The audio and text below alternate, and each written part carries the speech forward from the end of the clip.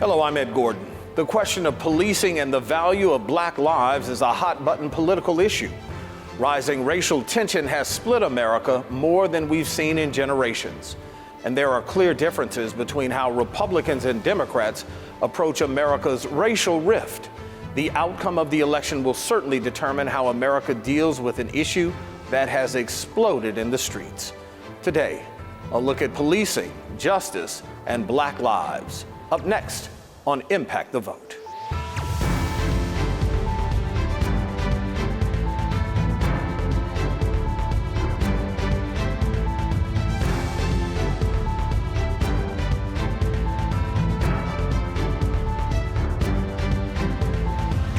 Ahmaud Arbery, George Floyd, Breonna Taylor, say their names.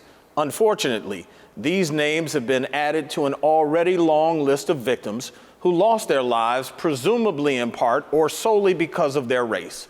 Arbery's death turned up the heat of an already boiling community.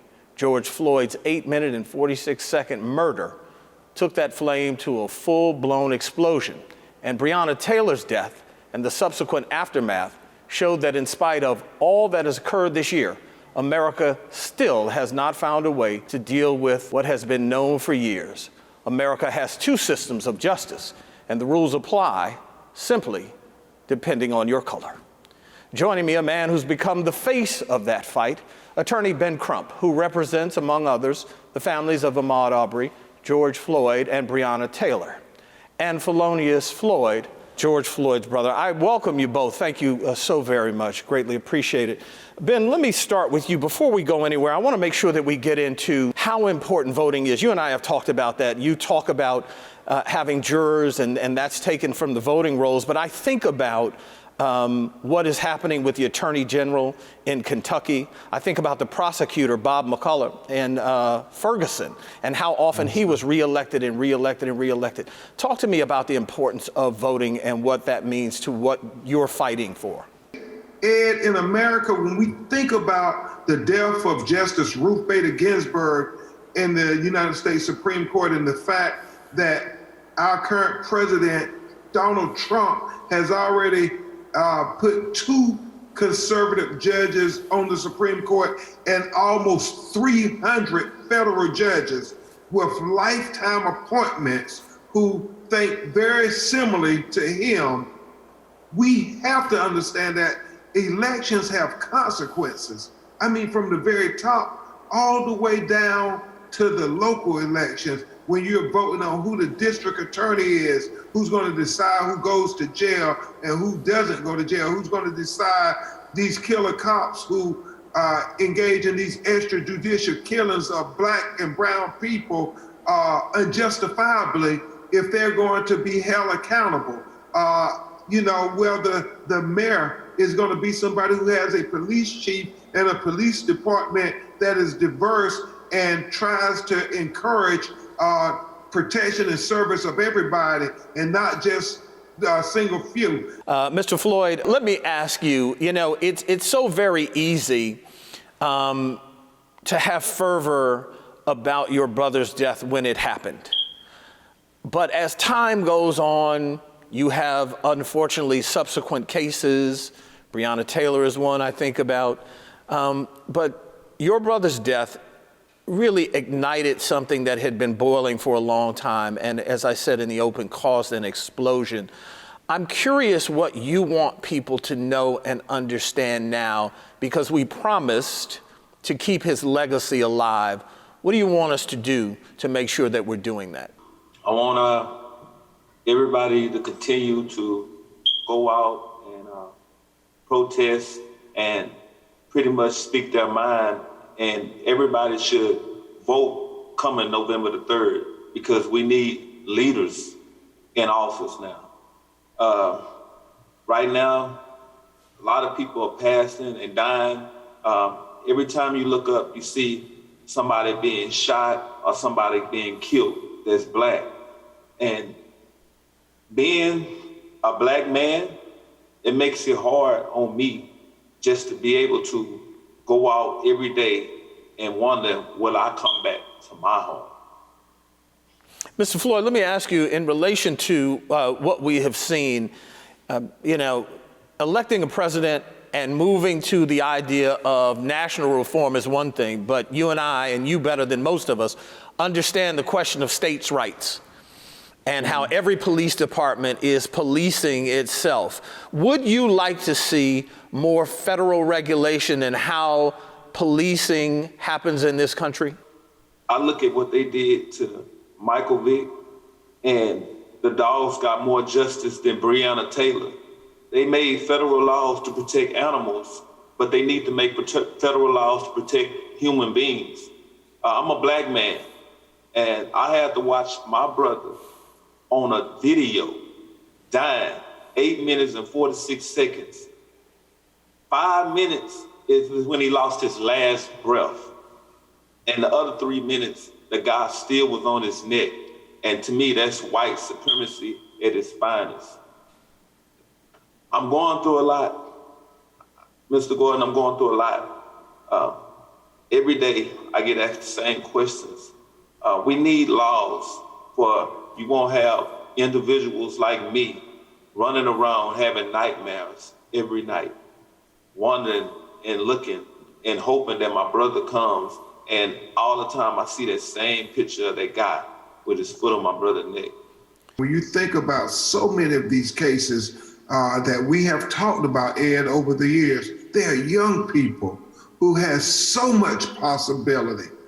I mean, what would have become of Breonna? What would have become of George? What would have become of Ahmaud? What would have become of Trayvon? What would have become of Michael Brown? What would have become of 12-year-old Tamir Rice? What would have become of Botham Jones? What would have become of Terrence Crutcher?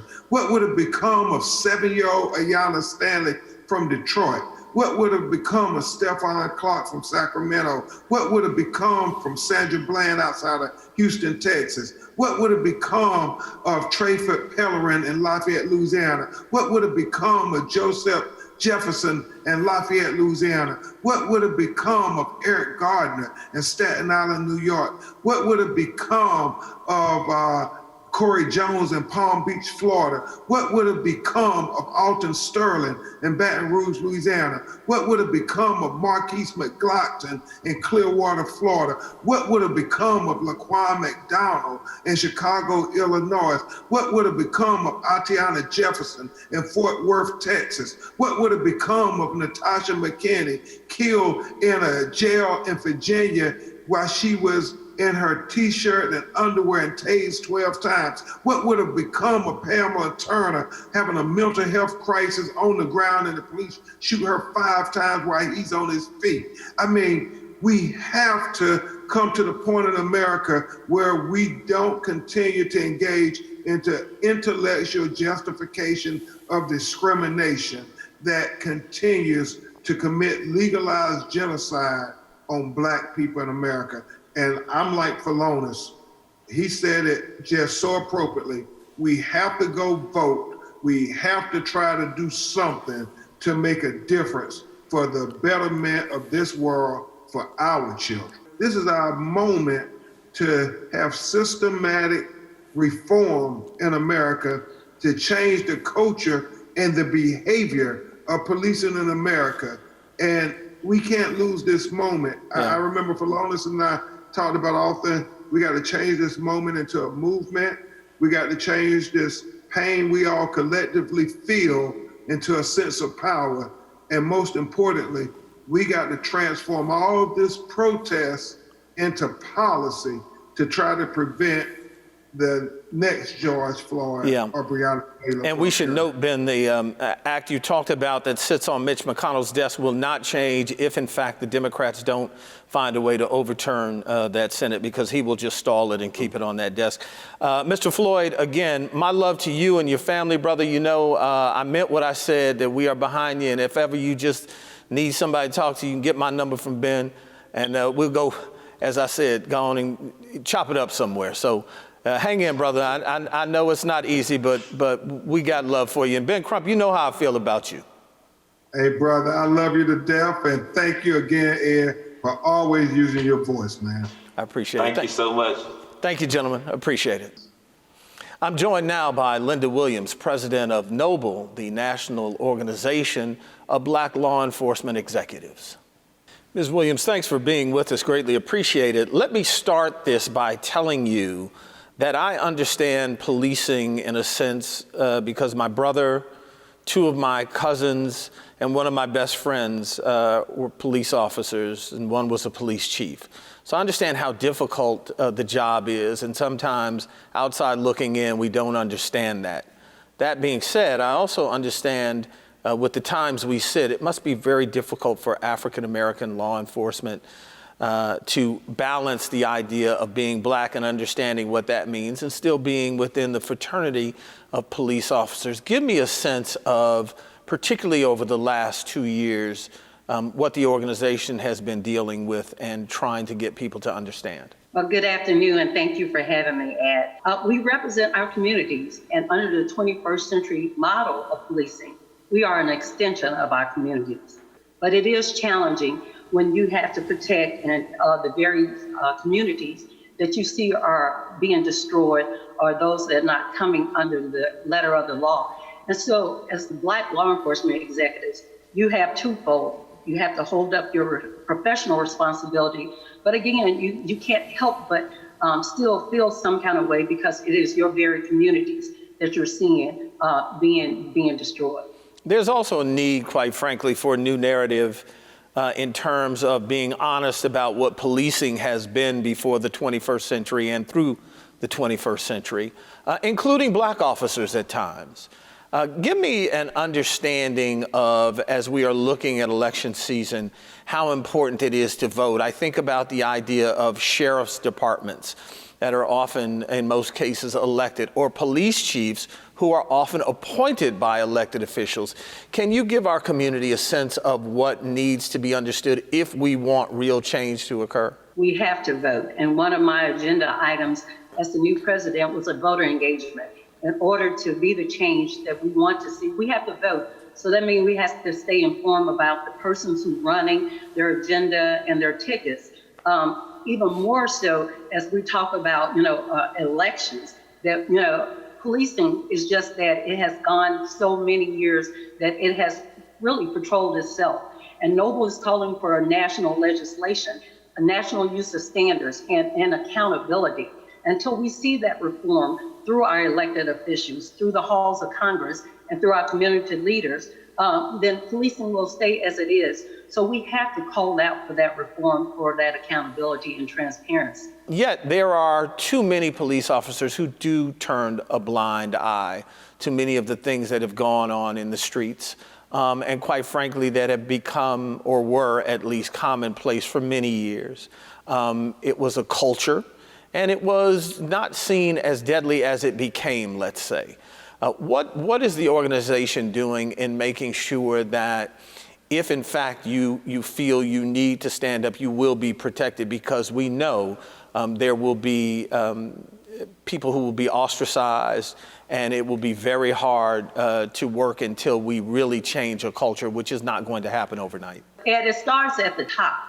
And it stands with the accountability that chief or that executive demands and requires of their officers. And then there's consequences for that. So it has to be nationalized and put into a national standards as law.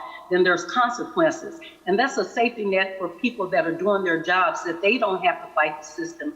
The system is established, and they are seeing what is accountable and those consequences when we don't adhere to those standards. We raise our hand to serve and protect. And we want to know that we do that and we do it well and that our jobs have our back.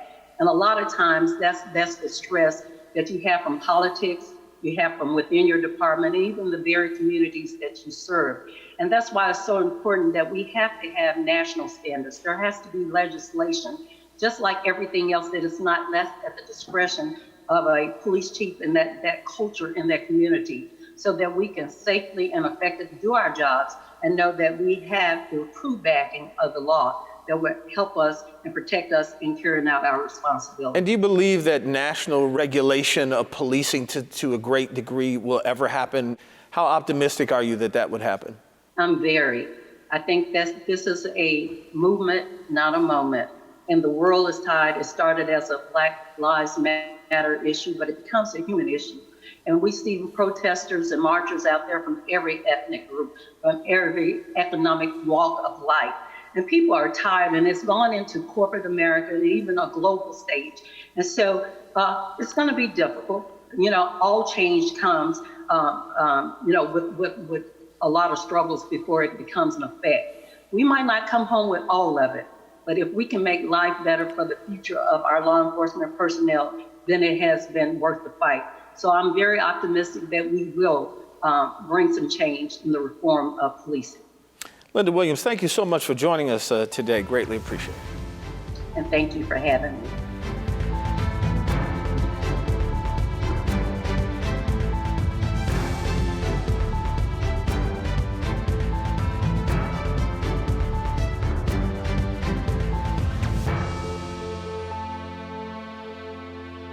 Time to turn to our panel. Today I'm joined by Joe Madison, the Black Eagle.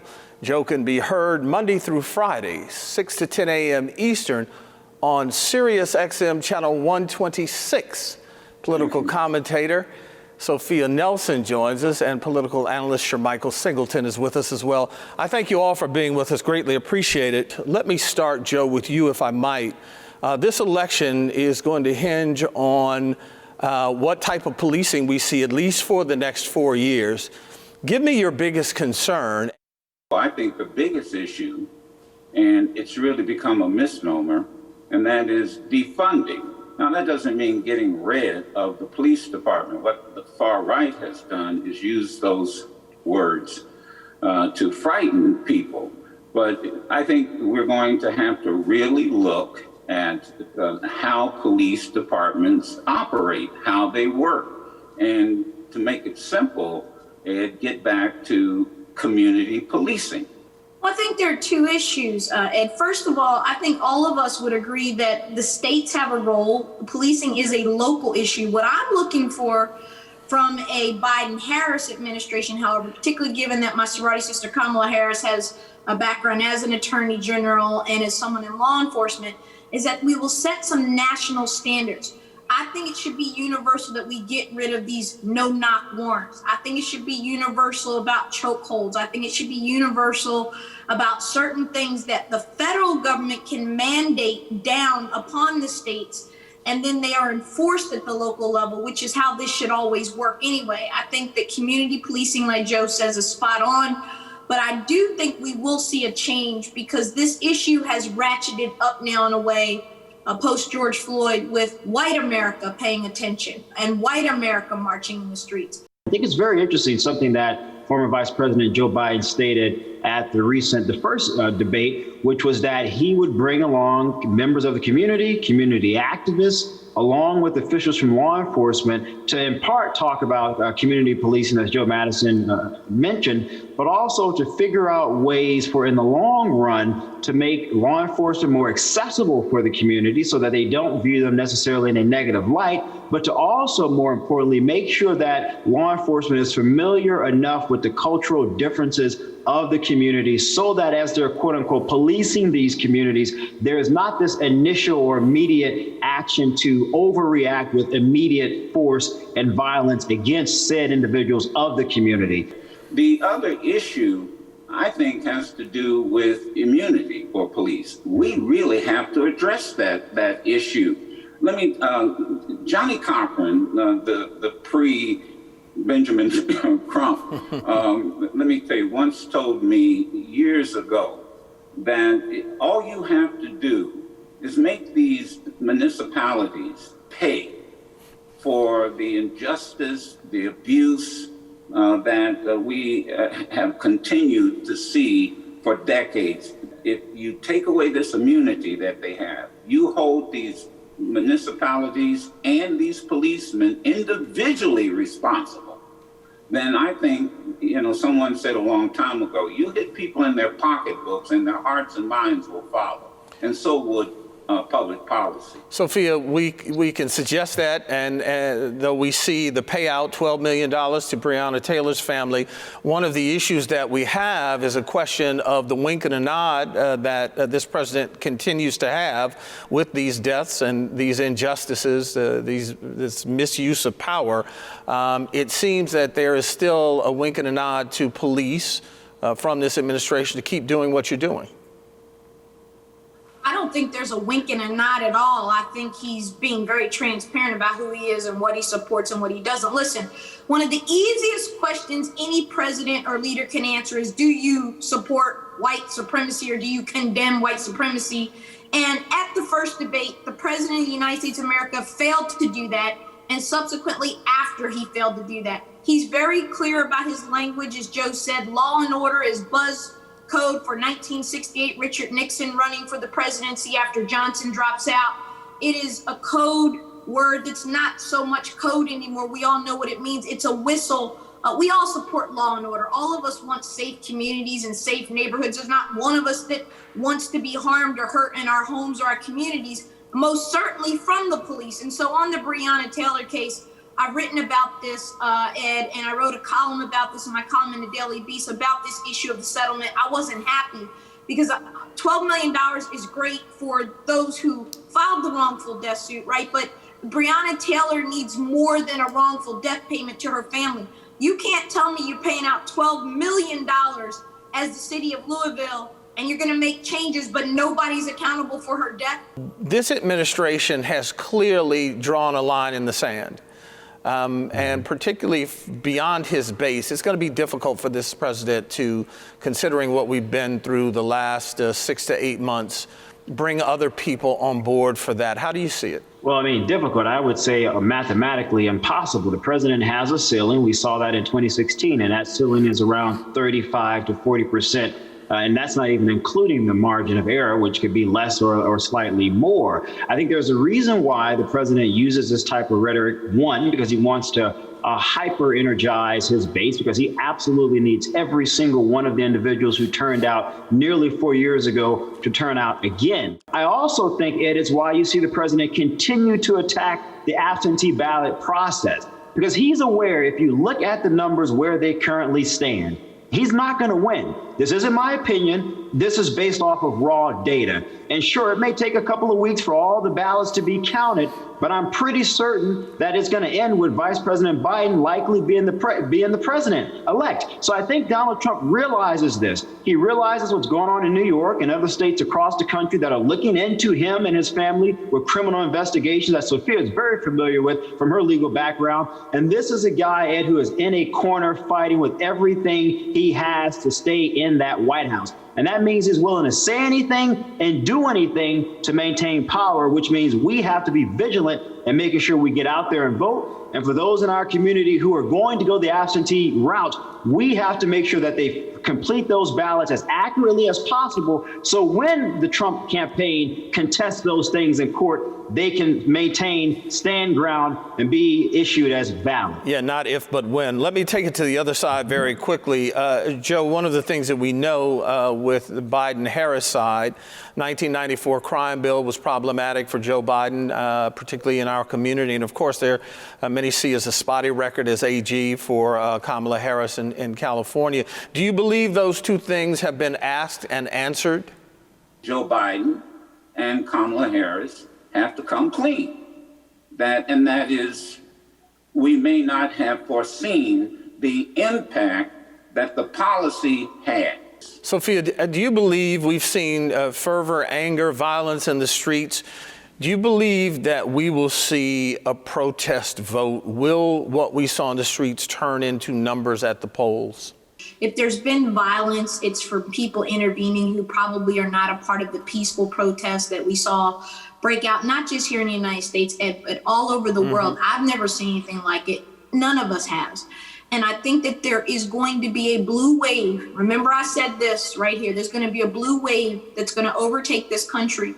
But this blue wave of Democrats being elected, I believe the Senate's going to flip. I believe that Biden and Harris will win. And I don't believe it's going to be close like everybody thinks. I actually think he's going to win pretty handily. I mean, look, I think former Vice President Biden, Ed, can win. But when I look at the data, there's a recent poll that came out from NBC Wall Street Journal. There's still about 11% of the population, believe it or not, that are still undecided. When you look at the cross tabulations of where those people are, most of them reside in the 5 or 6 swing states. I also think, as I stated, the Trump campaign will contest absentee ballots. I'd bet $1 million on it if I had it. I think the president will contest the ballots. I think his whole strategy has been designed now to get everybody casting doubt on the validity of these ballots. And so if it's not clear on election night without the absentees being counted that Biden is the decisive electoral college winner, yeah, we're going to have a problem, and it's going to be an issue. And I will add, we won't have an answer on election night. I interviewed secretaries of states from New Jersey to Hawaii, and all of them have said that the media needs to be patient. There will not be a decisive decision, primarily because many of these absentee ballots and mail-in ballots will not be put into the calculation until after all the other the in-person ballots come in. So I would say to people, don't fall for this game that Trump is playing with us. We will not have a decision on election night, and we may not have a decision, quite honestly, I hate to say this, maybe until sometime December. Yeah. All right. Thank you. I hope not, but yeah. Thank you so much, Joe, Shermichael, Sophia, and clearly it will be, if nothing else, a long night. But Joe, I tend to agree with you, as some states don't even allow you to start to count early ballots until Election Day. So I thank you all for joining us. Greatly appreciate it. Say their names. Sadly, before the November 3rd election, there will be other names added to the list of people of color killed by law enforcement.